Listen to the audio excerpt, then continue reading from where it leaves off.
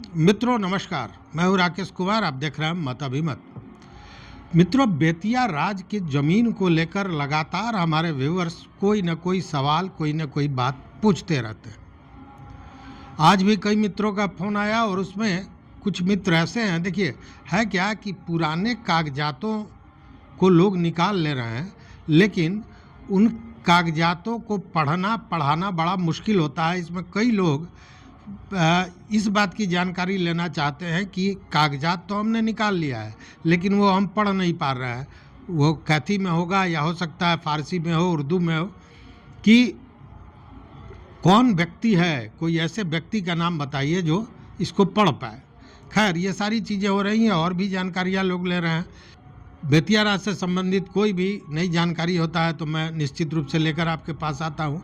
अभी फिर एक नई बात है, हालांकि इसको आप जानते भी होंगे, लेकिन फिर भी नई बात यह है कि जब से अधिनियम बनाकर बिहार सरकार ने बेतिया राज के ज़मीन को अपने अधीन किया है, तब से केवल ज़मीन नहीं, पूरी परिसंपत्तियों को अपने अधीन किया है, तब से सरकार इस मामले को लेकर संजीदा दिख रही है और अपने भूमि को सुरक्षित, संरक्षित और अतिक्रमण जो है उसको निकालने का प्रयास कर रही है।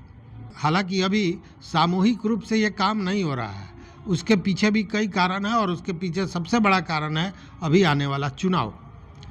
चूँकि चुनाव के पूर्व इस तरह का कोई एक्ट, इस तरह की कोई कार्रवाई सरकार नहीं करनी चाहेगी जिससे उसकी किरकिरी हो, और इसीलिए अभी मामला शांत है। लेकिन बाहर में ये मामला चल रहा है। बाहर का मतलब यूपी में। आप जानते हैं कि उत्तर प्रदेश में लगभग 143 एकड़ ज़मीन बेतिया राज की है और इसमें 51 एकड़ ज़मीन तो केवल गोरखपुर में है। अब ये जो गोरखपुर में 51 एकड़ ज़मीन है, आपको जान के आश्चर्य होगा कि इसमें सबसे बड़ा अतिक्रमण अगर किसी का है तो यूपी सरकार का है। चूँकि गोरखपुर में जो 51 एकड़ ज़मीन है, बेतिया हाता के नाम से वो जगह जाना जाता है, उसी में गोरखपुर के कमिश्नर का आवास है, उसके साथ एडीएम और सीएस का कार्यालय है, सरकारी स्कूल है, पानी टंकी है, ये तमाम चीज़ें, एक तुलसी इंटर कॉलेज है, ये सारा बेतिया हाता में ही है, मतलब बेतिया राज के ज़मीन पर ही है। और ये जो कमिश्नर साहब का आवास है वो उस भवन में है जो किसी ज़माने में, मतलब बेतिया राज के काल में ही महारानी के भवन के रूप में, मतलब महारानी के रहने के लिए वो भवन बनाया गया था। उसी में अभी गोरखपुर कमिश्नर का निवास स्थान है। अब उन ज़मीनों को निकालने, उन ज़मीनों को चिन्हित करने और हस्तगत करने की कार्रवाई आगे बढ़ रही है। इसको लेकर बेतिया के जो डीएम हैं दिनेश कुमार राय, उन्होंने भी जानकारी दी है। जानकारी मीडिया की खबरों से भी आई है। उन्होंने बताया कि 51 एकड़ में लगभग 9 सरकारी भवन है जो बेतिया राज के ज़मीन में है और अभी तक 2 प्लॉट का सीमांकन हुआ है, उसका नापी हुआ है। उसमें 38 लोग ऐसे पाए गए हैं जो बेतिया राज के ज़मीन पर अतिक्रमण किए हुए हैं और ऐसे लोगों को खाली करने का नोटिस भेजा गया है। इसके विषय में हमने पहले भी बताया था, जब नोटिस भेजने की चर्चा चल रही थी उसी समय आपको याद होगा हमने वीडियो भी दिया था जिसमें लोगों ने सामने आकर इसका कड़ा विरोध किया था और ये कहा था कि इतने वर्षों से हम लोग यहाँ रह रहे हैं, हम लोगों को सीधे हटा दिया जाएगा तो हम जाएंगे कहाँ। ऐसी स्थिति में सरकार को, प्रशासन को सोचना चाहिए। देखिए, ये शुरुआत तब हुआ था जब राजस्व परिषद के अध्यक्ष सह सदस्य थे के पाठक। अब के पाठक नहीं हैं, के पाठक केंद्रीय प्रतिनियुक्ति में दिल्ली चले गए हैं, लेकिन उस समय बड़े ज़ोर शोर से ये काम शुरू हुआ था। के पाठक यूपी का भ्रमण भी किए थे, गोरखपुर गए थे, वहाँ पदाधिकारियों से उनकी वार्ता हुई थी। जो सर्वे कार्य है उसके लिए वहाँ स्थानीय प्रशासन से उन्होंने मदद भी मांगी थी।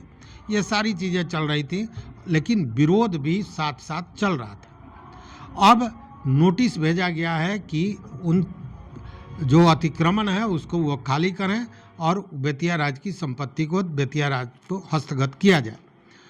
इसको लेकर आप जानते हैं कि देखिए बेतिया राज में देखिए यूपी में 143 एकड़ जमीन बेतिया राज की, और बेतिया राज से संबंधित जमीन के कार्यों के लिए वहाँ 3 जगह दफ्तर खोला गया है बेतिया राज का, जिसमें गोरखपुर है, वाराणसी है और प्रयागराज है। और जान के आश्चर्य होगा कि इन सारे जगहों पर बेतिया राज का अपना ज़मीन है, भवन भी है, बावजूद बेतिया राज का कार्यालय हर जगह किराए पर चल रहा है। स्थिति ये है। तो अब ये कार्रवाइयाँ चालू हैं और इसी के लिए यूपी के इस कार्य को देखने के लिए वहाँ पे राजस्व पदाधिकारी सहायक बेतिया राज प्रबंधक के रूप में बद्री प्रसाद गुप्ता गए हैं। वो लगातार इस पर लगे हुए हैं। पिछले हमको लगता है 6 माह से ज़्यादा हो गए वो लगातार इसमें लगे हुए हैं, काम कर रहे हैं। तो बद्री प्रसाद गुप्ता का भी कहना है कि वहाँ पे गोरखपुर में 2 प्लॉट की मापी हुई है और उस मापी में 38 व्यक्ति को पाया गया है अतिक्रमणकारी और उन लोगों को नोटिस दिया गया है।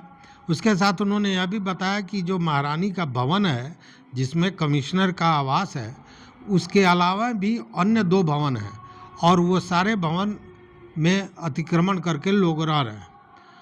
और सबसे बड़ी बात है कि जब अतिक्रमण किए हुए हैं तो कोई राजस्व की प्राप्ति भी बेतिया राज को नहीं हो रही है, जबकि ये कार्यालय खोले गए हैं, इनका काम जारी है। और काम यह है कि जितनी भी संपत्तियां हैं उसको चिन्हित करना है, उसके अलावा उसका सीमांकन करना है, उसकी मापी करनी है। अगर कोई दावा आपत्ति देता है किसी तरह से, उसको वो ज़मीन दिया गया है पट्टे पर हो, किराए पर हो, जो भी हो, या जो भी उसका दावा है उसका निराकरण करना है और अतिक्रमणकारियों को चिन्हित करके उनको नोटिस देके अतिक्रमण को मुक्त भी करना है। ये सारे काम है और इसमें लोग लगे हुए हैं। मतलब बिहार सरकार बेतिया राज के उस संपत्ति को, परिसंपत्तियों को निकालने में लगी हुई है। लेकिन ये कार्रवाइयाँ अभी तक जो हो रही हैं ये आम नागरिक से हुई है। ये 38 लोग जो हैं ये आम आदमी हैं जिन्होंने अतिक्रमण किया है। लेकिन जो 9 कार्यालय चल रहे हैं बेतिया राज के ज़मीन पर, भवन पर, उसके विषय में क्या हुआ इसकी जानकारी कोई नहीं दे रहा है। इस पर चुप्पी साधे हुए। हालांकि पिछली बार के पाठक गए थे तो जो चर्चाएं सामने खुलकर आ रही थी उसमें ये आ रहा था कि यूपी सरकार से भी इस मैटर पर आगे वार्ता होनी है, लेकिन उसके बाद से कहीं कुछ इस मामले में जानकारी नहीं मिल रही है। तो ये जो आम आदमी हैं जो अतिक्रमण किए हैं उन पर यह नोटिस जारी किया गया है कि ज़मीन खाली कीजिए। देखने वाली बात है कि जो पिछले बार विरोध हुआ था वो विरोध फिर होता है या नहीं, कितना प्रखर होता है। हालांकि आपको याद होगा जब के पाठक जब वहाँ गए थे तो उस समय एक चर्चा चली थी कि वहाँ के ज़मीन को जो लंबे समय से लोग रह रहे हैं उनको किस तरह दिया जाए या उससे किस तरह रेवेन्यू लिया जाए, इसको लेकर भी एक ताना बाना बुना जा रहा था, एक नियमावली बनाया जा रहा था। ये बताया जा रहा था कि जो वर्तमान मूल्य है उस मूल्य पर उनको ज़मीन दिया जाएगा, कुछ फाइन भी लिया जाएगा और 10 वर्षों में वो पैसा लिया जाएगा।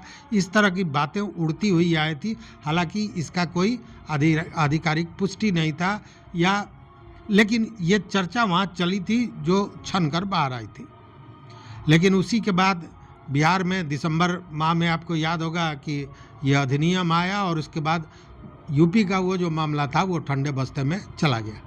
अब देखने वाली बात है कि आगे इस मामले को लेकर सरकार, बिहार सरकार और यूपी सरकार क्या सोचती है और किस तरह जो आम आदमी है उसको राहत देती है या जो अतिक्रमणकारी हैं उनको हटाती है। तो इस वीडियो में बस इतना ही। देखते रहिए मत अभिमत। मित्रों, चैनल पर नए हो तो सब्सक्राइब कीजिए, लाइक कीजिए, दोस्तों के साथ शेयर कीजिए और अपना विचार जरूर दीजिए। बहुत बहुत धन्यवाद। कोटिशः आभार।